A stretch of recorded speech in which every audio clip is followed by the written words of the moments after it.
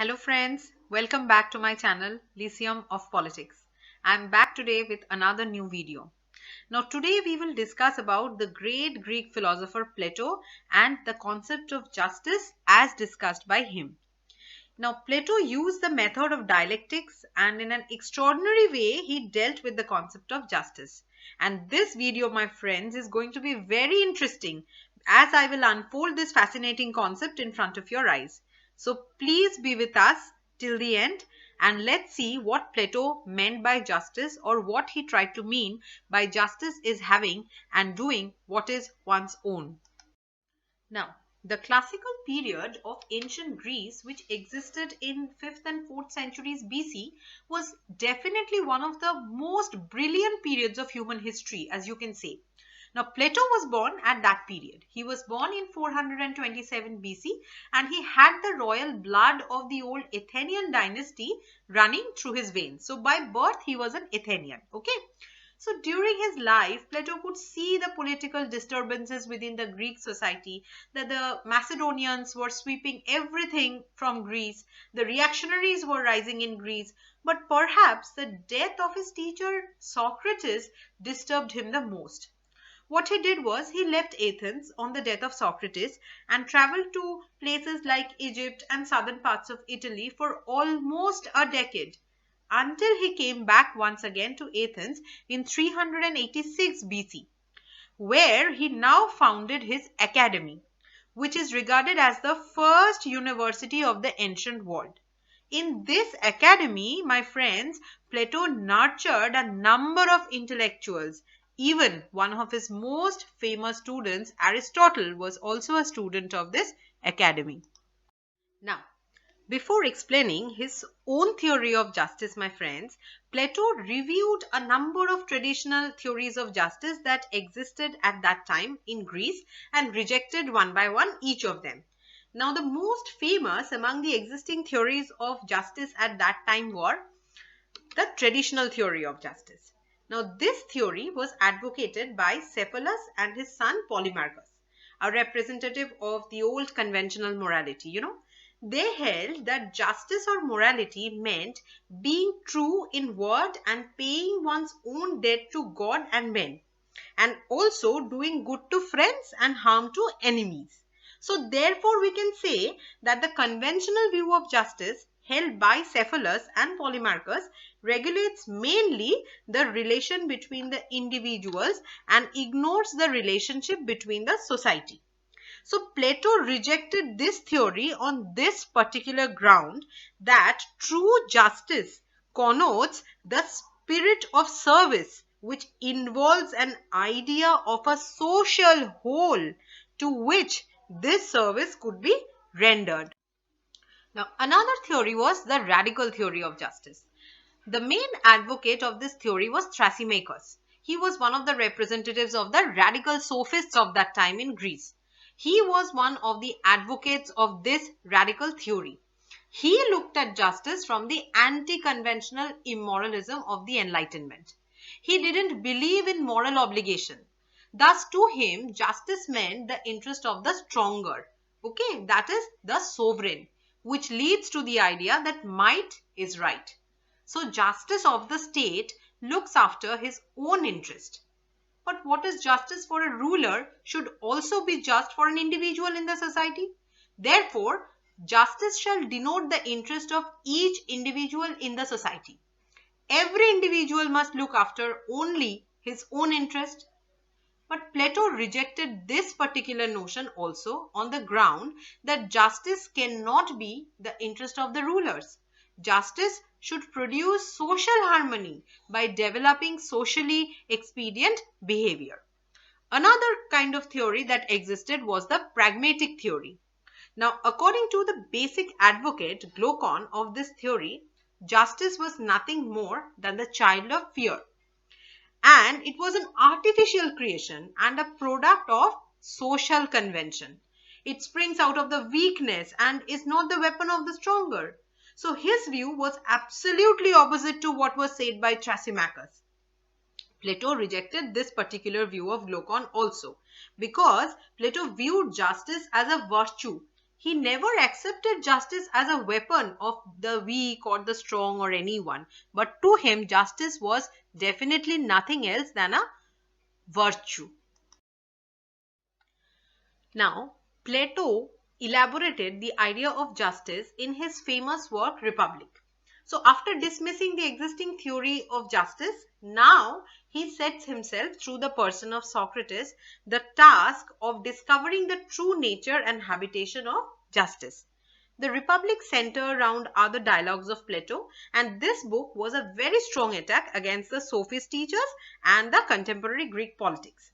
So he concentrated on searching the nature and habitation of justice, and as I have said, that he was highly inspired by his teacher Socrates in doing so. So following him, Plato wanted to bank upon a universal principle of justice that applies both to the life of the individual and conduct that control both the inward activity of the individual and his outward activity in dealing with others in the state.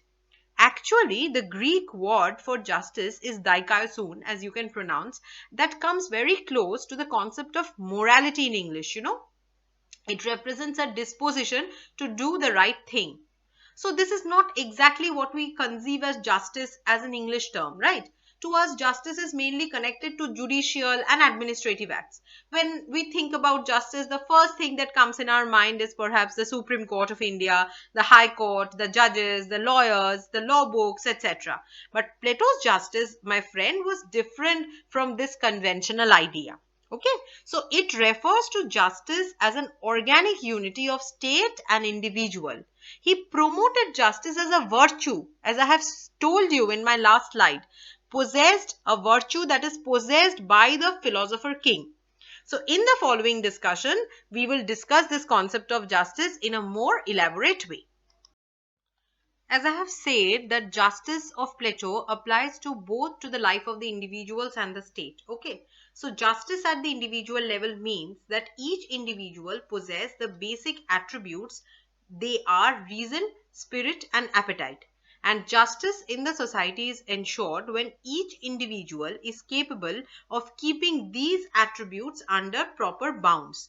Justice of the individual is both a public and a private virtue because it conserves the highest good of the society and also of the individual. Now, just like the individuals, Plato's ideal society also comprises of three basic attributes of reason, spirit, and appetite. I was just talking about those in my previous slide, if you remember.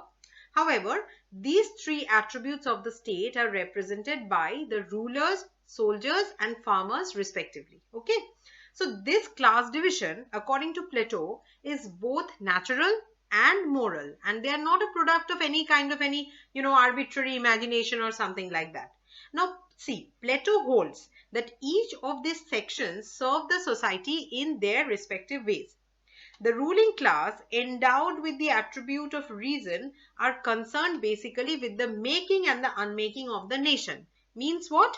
Means that they are responsible for the governance of the country, and they are men of extraordinary quality, and therefore they are also known as men of golden class.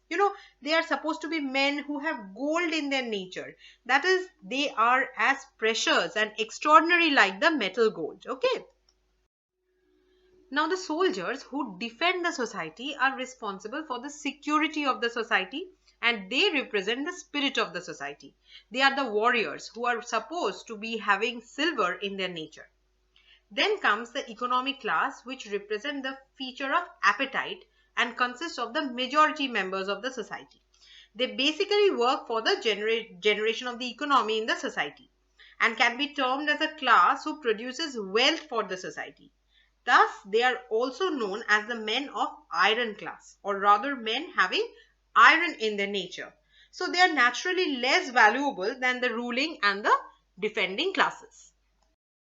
See, according to Plato, justice is ensured when each of the three classes perform their own function and do not interfere in the function of the others.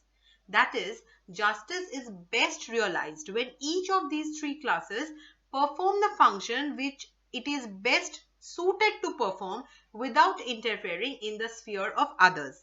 Thus, justice implies the principle of harmony, functional specialization, and non-interference. It demands selfless devotion of the individual to the state and doing the right thing. Okay, so it calls for harmony between the three classes of the society. It also calls for functional specialization, that is, allotment of specific functions to each according to merit and capacity, and also for non-interference into each other's sphere of duty and concentration into your own duty or own sphere of work.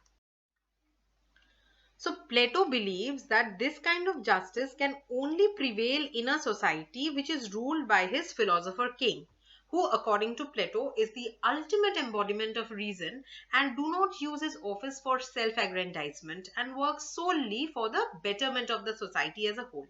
And this philosopher ruler are free from labor and private worries and any kind of entanglements by a system of communism of property and wives.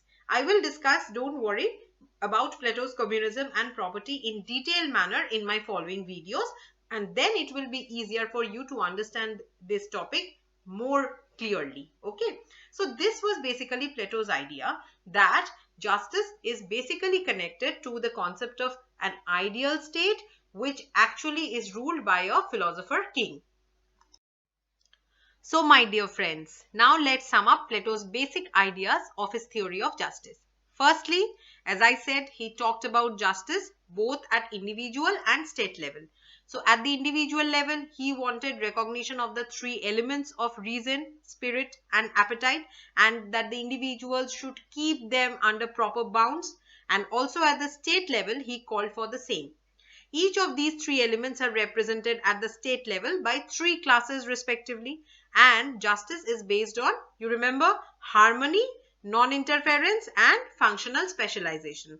That is, one man, one work, which according to him would enrich the individual's efficiency and also enrich the life of the community.